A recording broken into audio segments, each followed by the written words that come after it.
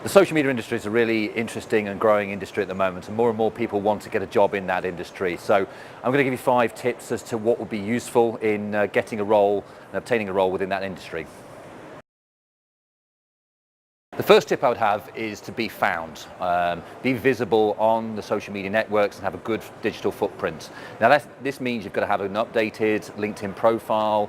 You should be familiar with Twitter and be using it actively. And I would advise to have a blog or a website that represents something about yourself.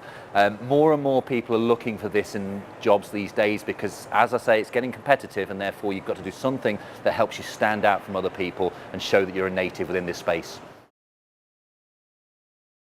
My second tip is to be a good writer and write well. A lot of the industry in social media requires you to write on behalf of brands, important brands, and therefore the quality and the content of your writing has to be excellent. You've got to be clear, you've got to be creative, and therefore you've got to be somebody who naturally shows an instinct for looking at good ideas and writing well. Otherwise you won't cut it in this industry. It's very, very important that you have this skill set. So demonstrate this work either by a blog of your own, or at least ensure that you show some work that you've written. Probably a dissertation from your university as well is a good idea, but one way or the other, make sure that you show that you can write clearly and well and accurately. The third tip is to be aware of commercial case studies.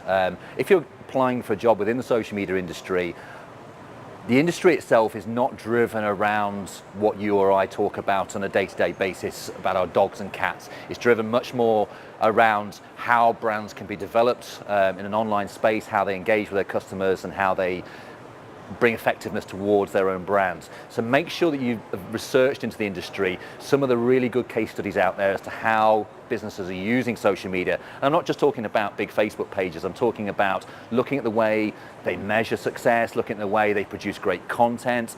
And a good way to find some of this kind of stuff is to maybe go to a site like SlideShare, where there's lots of examples and case studies of research that's been done on great examples where great brands have done some work, and have a look at how they do it and what they've learned from it and what works and what doesn't work. If you go into interviews with this kind of knowledge and this kind of commercial awareness, it'll enhance your job prospects no end. My fourth tip is stay on the pulse. And what I mean by that is be aware of what's new, what's happening, and what new platforms are out there in this industry. It is a fast-moving industry, and therefore the industry is moving faster sometimes than many of the people within the industry can catch up. So therefore, read up about this. It's an industry where there's a lot of blogs and a lot of press written about it, a lot of new platforms and new technology ideas. If you're aware of this kind of stuff and you're reading about it, you don't have to have used it, but if you're aware of it and aware that the impact of these things, it again will help you stand out amongst other candidates when you're interviewing for these roles.